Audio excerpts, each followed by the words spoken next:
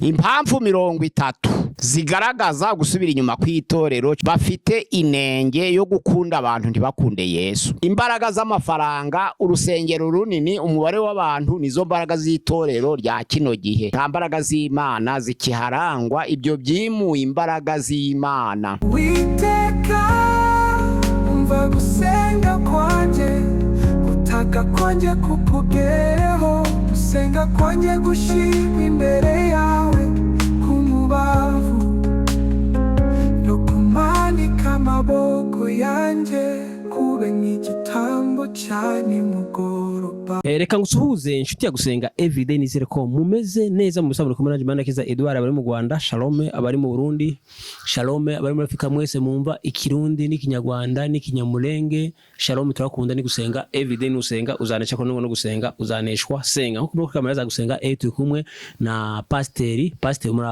muraho neza, amakuru yanyu? Shalom muraho mashimana, turakomeye. pasteur mwatangira musuhuza abantu, ni karibu. Imana iduhana umugisha kuri channel ya gusenga everyday. Murakoze abadufasha gusangiza ibiganiro bakabigeza kuri benshi kugira ngo bumve ubutumwa bwiza, namwe ni karibu, murakoze. Imana turagushimiye, uri kumwe natwe, utangirane natwe kandi usozanye natwe kugira ngo ubutumwa bwiza tugiye kwamamaza bugira imbaraga zo kugera ku mitima ya benshi. Wadutorarije nk'ubwoko bwawe, abatambyi b'ubwami, ishanga ryera kugira ngo twamamaze ishimwe ko waduhamagaye, ukadukura mu mwijima ukadugeza mu muco w'itangaza. Turi imbere yawe, utangirane natwe ubutumwa bwiza, usozanye natwe nibigera mu mahanga, buhindura imitima ya benshi bahindutse bakomezwe n'ijambo ryawe, kandi tubere umutsima utera imbaraga. Uyu munsi wa none twiriwe tunezerewe, ni kubwa Yesu Kristo umwami wacu, amena. Twaganiriye ku mpamvu 30 nizo turi kuganiraho na n'uyu munsi wa none. Impamvu 30 zituma itorero rigaragara ko ryagize intege nke, cyangwa se ryiswe Laodikiya, ntirikonje ntirishushe. Ariko hari impamvu 30 tugiye kuvugaho. Turangije 5, turakurikiza 5, tuzakurikiza 5 gatandatu tuzirangije. Impamvu 30 zigaragaza gusubira inyuma kw'itorero, cyangwa zatumye itorero risubira inyuma. Ndabibutse 5 twabonye mu minsi yashize. Twaganiriye ko itorero bafite inenge yo gukunda abantu ntibakunde Yesu. Ugasanga bakwimura pasteur, abakiristo barababaye kuko batamenye Yesu, ahubwo bakurikiye umuntu. Bakwimura pasteur, abantu bakababara. Oya, umuntu wabyawe ubwa kabiri akabakijijwe yishimira ko umupasteur ushoboye agera n'ahandi kugira ngo ibyiza abagejejeho n'abandi babibone. Ntabwo aba egoiste, ntabwo yikubira, ahubwo ibyiza uwo muntu abagezaho reka bigeze n'ahandi, ni kukijijwe yifuza. Ariko uvuga ngo pasteur waje turamukunda ntidushaka kumurekura, nuzaza ntituzamwemera, ni ukudakizwa. Impamvu yo gukunda abantu ntidukunde Yesu abantu bituma itorero ryangirika rikagira intege nke. Noneho impamvu ya kabiri, nta busabane bwimbitse bwatuma haba ubumwe hagati y'abera. Ntabwo ibyakoze n'intumwa 2:43 basangiraga ibyabo byose, bakamanyagura umutsima hamwe, amasengesho hamwe, indirimbo hamwe, ibyabo byose. Uyu munsi wa none n'abateranira hamwe nta umenya kundi yaburaye. Ingingo ya 3 yagaragaje gusubira inyuma kw'itorero, nuko abantu babererekera icyaha kubera umuyobozi w'itorero agifite. Nabo ntihagire ugicyaha kuko n'umuyobozi w'itorero icyo cyaha gifite. Kubererekera icyaha kubera umuyobozi w'itorero agifite, cyangwa umukire mu itorero agifite. Iyo ni inenge y'itorero ry'Laodikiya igaragaza impamvu itorero ry'iminsi y'imperuka rigira intege nke. Ingingo ya 4, ntabwo abantu babashije kumenya kujonjo inyigisho nzima mu byanditswe byera, ahubwo bahimbira kwigisha amagambo, ariko ntibigisha ukuri kuri muri ayo magambo.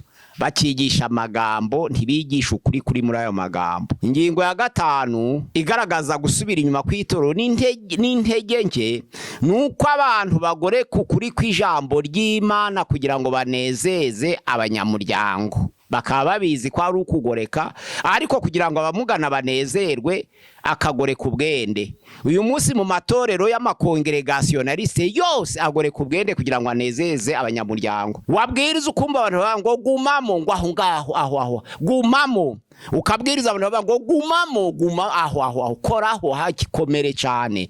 Ntabwo uri kubwiriza ubutumwa bwiza wahawe n'Imana, ahubwo waperereje amarangamutima y'abantu, nabo bari kuvuga ngo gumamo kuko wabwirije ibyo bazi. Ubundi ubutumwa bwiza bwavuye ku Mana buza butazwi kandi bugatangaza abantu bakumirwa. Ntabwo abantu bavuga ngo gumamo ni ukuvuga ngo wakoze ku byo bapfa, wakoze ku byo bakunda.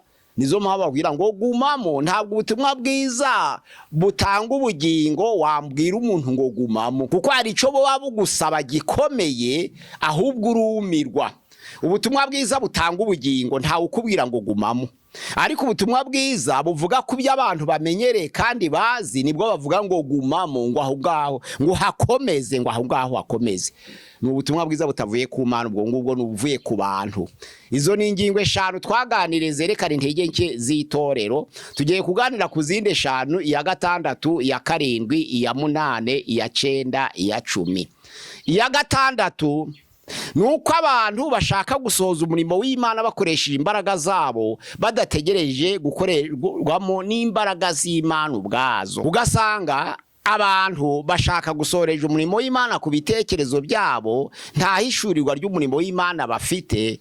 Urugero, iyo abantu bakoresheje imbaraga zabo kugira ngo basohoze umurimo w'Imana, baravunika kandi ntibagere ku ntego. Muri Mateyo 16 umurongo wa 21 kugeza ku 23 hari aho Yesu yigishaga uko agiye kuja Yerusalemu, akagambarirwa n'abakuru, akicwa, akazuka ku munsi wa 3.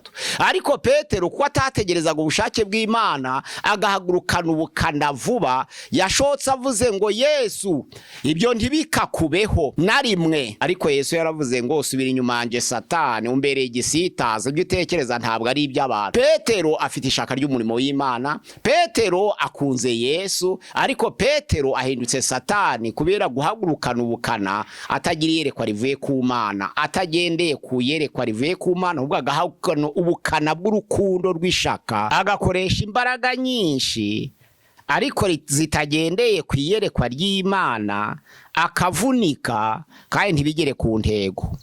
Yarakunze Yesu, ntiyarashaka ko Yesu abavamo koko, ariko ahinduka Satani kubera anyuranije n'ubushake bw'Imana. Yesu yaravuze ngo subira inyuma anje Satani, umbereye igisitaza, ibyo utekereza ntabwo ari iby'Imana ahubwo ni iby'abantu. Ntiyavunitse si, yaravunitse kubera ashatse gusohoresha umurimo w'Imana imbaraga z'abantu. Icya kabiri cyamubayeho nuko muri Mateyo 26 umurongo wa 47 kugeza 56 bafata Yesu, Yuda yari yatanze ikimenyetso ngo uwo ndi busome araba ari uwo mumufate. Petero kubw'ishaka ry'umurimo yafashe inkota, aca ugutwi kumwe mu bagaragu b'abatambyi kw'iburyo kugwa hasi, ariko Yesu afata kwa gutwi agusubizaho kwari kuri, aravuga ati Petero subiriza inkota mu rwubati, kuko abicisha inkota bazicwa n'inkota. Ntabwo nabuza abarwanyi. Iyo nshaka nari guhamagara Data mu ijuru akanyohereza hejuru 12 zari kubagotera aha hantu, nta numwe bari gusimbuka. Ariko iyo mbikora nkabakubitisha umubiri, ubushake bw'Imana bwari kuzasohora bute? Urumva Petero yari afite imbaraga, Petero yari afite ishaka ry'umurimo w'Imana, Petero yari afite urukundo, ariko akoresha imbaraga z'abantu ngo asohoze umurimo w'Imana, biranga. Yesu asubizaho ugutwi, Petero biramubabaza, ariko kuko atazi ubushake bw'Imana aravunika kandi agorwa n'ubusa, bituma na Yesu amugaya, aravuga ngo subiza inkota mu rwubati, abicisha inkota bazicwa nayo. Abarasebye kandi yashoye imbaraga, niko abantu bavunika bakora umurimo w'Imana bagendeye ku mbaraga z'abantu. Ntabwo umurimo w'Imana usohozwa n'imbaraga z'abantu.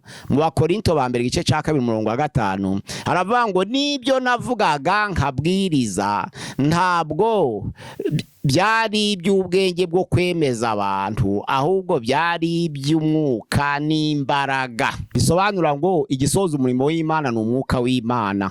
iyo ubushake bw'Imana butari mu muntu ntashobora kuwusohoza. Cyakora yawukora akavunika ariko ntiyawusohoza. Nuvuga ngo mbwiriza ibyo navugaga nkabwiriza ntabwo byari iby'ubwenge byo kwemeza abantu, ahubwo byari iby'umwuka n'imbaraga. Ibyo nibyo bisohoza umurimo w'Imana. Rero Yesu avuga ngo muzahabwa imbaraga umwuka wera nabamanukira, muzaba abatemwe, nuvuga ngo muzaba abahamya cyangwa se muzaba abagabo bo kumpamya i Yerusalemu, i Yudaya, i Samariya kugeza ku mpera y'isi.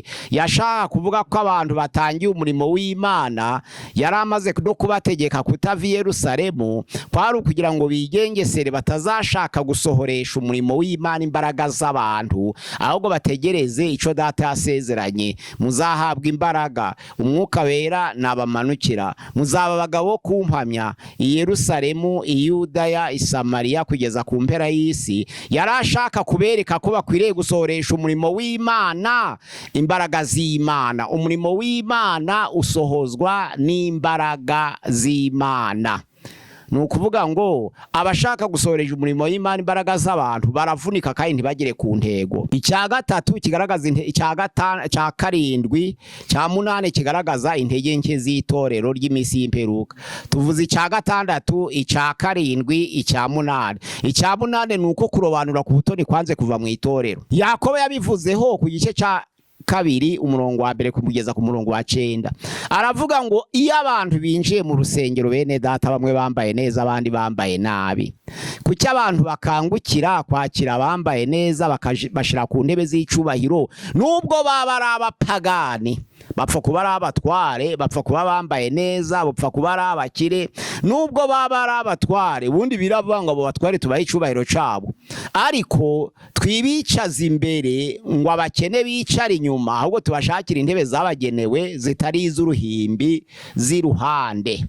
Noneho rero abakire bakabakurura bakabazana imbere, abatware bakabakurura bakabazana imbere. Yakobo aravuga ngo ni ukurobanura ku butoni ntikwigeze kuva mu rusengero na rimwe. Abakire bahabwa icubahiro, abatware bagahabwa ibyubahiro, abakene bagasuzugurika, abakene bakagorwa bagahura n'akaga. Noneho ngo ijambo ry'Imana ravuga ngo ugafata umukire ukamuha intebe kandi ari umupagani, ukabwira umukene kandi ari we mukristo ukamwicaza munsi yako gatebe cyangwa kugira ngo sohoka igirayo je harahirya ntutwegere.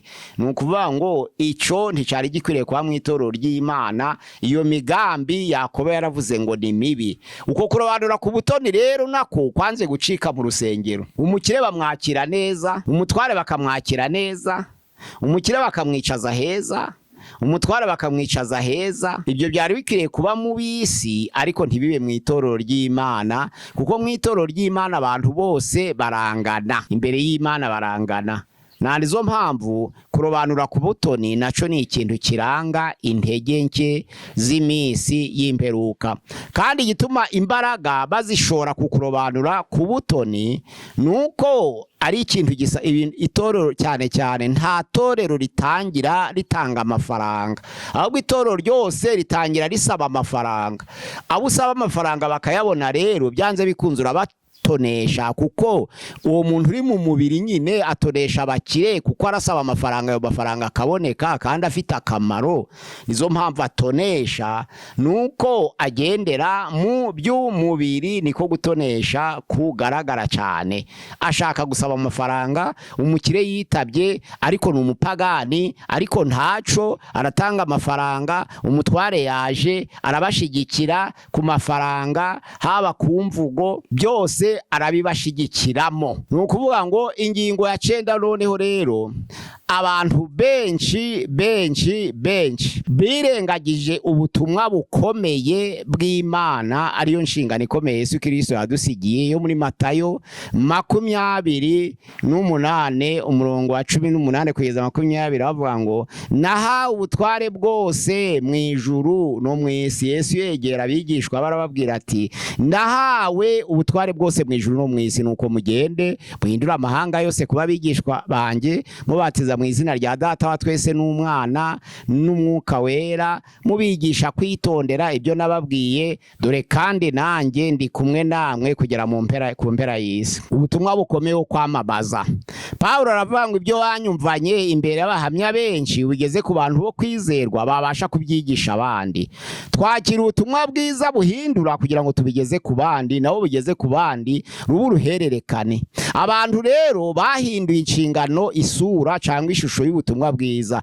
Aho kugira ngo babwirize ubutumwa bwiza, bagende bamamaza ubutumwa bwiza ku batari babumenya, ahubwo babwiriza ubutumwa bwiza kugwira.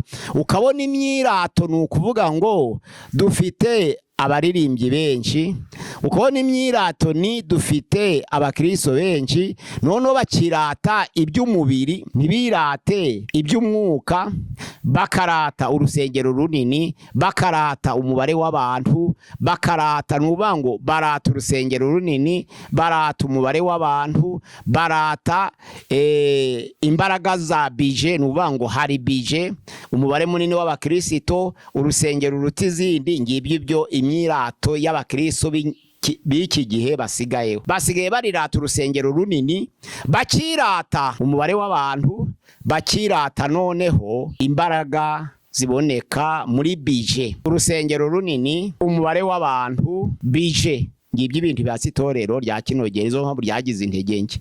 Nta kindi gisumbaho. Imbaraga z'amafaranga, urusengero runini, umubare w'abantu, nizo mbaraga z'itorero rya kino gihe. Nta mbaraga z'Imana zikiharangwa, ibyo byimuye imbaraga z'Imana. Ariko noneho rero intego ya 10 bibagiwe intego yo guterana kwera. Guterana kwera ntabwo ari upfa guterana cya gusa, kuko abantu benshi bibwira ko iyo abantu bateranye baba bagiye kuririmba, baba bagiye gutura, baba bagiye kubwiriza ubutumwa bwiza, baba bagiye kudiyakona. Oya, ntabwo ariyo ntego y'itorero. Intego y'itorero ni ukuramya, ni ugukeburana, ni ugufashanya. Ijambo ry'Imana riravuga ngo abera b'Imana babaga bateranye bagasangira byose. Adorasiyo ku bantu benshi ni byiza, ariko gukeburana ni ukugira ngo abantu babana babaziranye, buri wese yamenya intege za mugenzi we, akabwira mugenzi we, undi akibutsa mugenzi we, kuko hari igihe umuntu agira intege nke atazi. Izo ntege nke wagira utadisobanukiwe, ufashwa na mugenzi wawe kubera mwateranye. Ni ukwibukiranya kugira ngo abantu bakeburane mu ntege nke baba bafite. Izo ntege nke rero bafite nizo bakeburanamo. Noneho rero ingingo ya 3 yo guterana ni adorasiyo. Guterana ni ugukeburana, kuramya, gukeburana no gufashanya. Abantu 300 bateranye ntabwo bari bakwiriye gutaha muri bo ngo hagira ababurara uwo munsi, ariko kuko bakeburanye, cyagiye cyo gukeburana bakwiriye no kumenya ababuraye biteraniro, nabo bagasubiza ikibazo cabo c'uwo munsi. Abantu kuba basangiye iby'umwuka ntibasangire iby'umubiri, nabwo urukundo aba ari igice.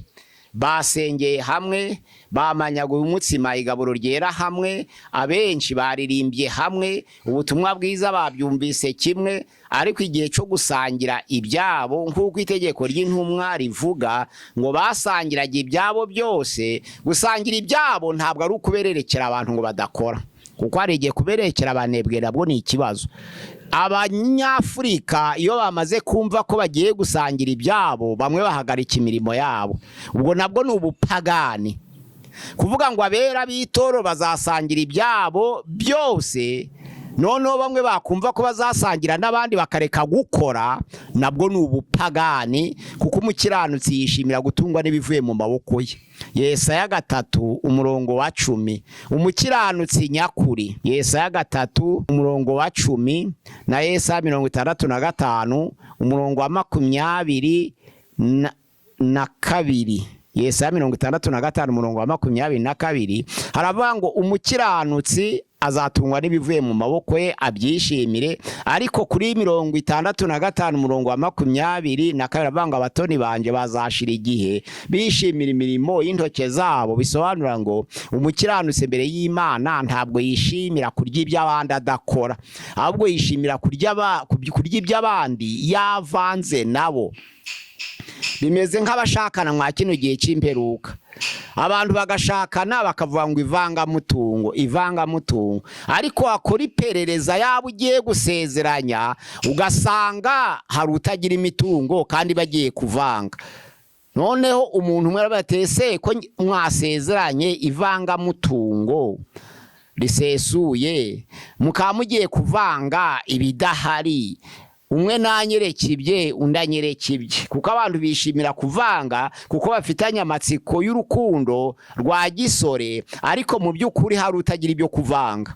Kubera none urukundo rwamukuruye akemera kuvanga n'utabigira, ngo abantu bagiye gusezerana kuzabana karamata, ngo none bagiye kuvanga, noneho bagiye gusezerana amasezerano y'ivangamutungo. Waje gusanga ugasangira iryo vangamutungo, umwe niwe ufite imitungo, bose bagiye kuvanga iki nibarihindure bakore yandi masezerano. Uwo muntu utagira imitungo ugiye kuvanga n'ufite imitungo aravanga iki? Ayo na amafuti, kandi wa wundi ugira imitungo akazicuza nyuma. Yamara kuvanga wa wundi utarazanye imitungo akayitiye, yamara kuyitiye wa wundi wari ufite imitungo akazicuza kuko atongera kwigiraho uburenganzira barangije kuyivanga kandi ari we wayikoreye. Bene data, baba abakorera mu itorero, gufasha abakene ni itegeko ry'Imana, ariko si dufashiriza abakene kugira ngo be gukora. Umuntu wese ufite amaboko n'amaguru n'ibitekerezo n'amaso akwiriye gukora dawe, none hakavanga n'itorero ibyarasangira nabo, atari ukuza gusangira kurya gusa iby'abandi ngo yuko bavuze ngo bagiye gusangirira hamwe. Oya, abantu bakwiriye kuvanga bose bakoze, bakavanga bose bakoze. Naco Paulo yavuga ngo ushaka kurya ngo ahage aryiwe. Igaburo ribanzirizwa n'ibyo kurya by'urukundo, repa agape. Aba bantu bagiye gusangira ibyabo nukugira ngo baje kugaburo bafite umutima umwe kuko basangiye. Ariko bamwe abakene bakaza kare, bamara kuza kare abakire babiteranije bagakererwa kuko bariye ni wabo. Babakene none kuko ari ntakabona igihe cyo kurya bagasahuranwa.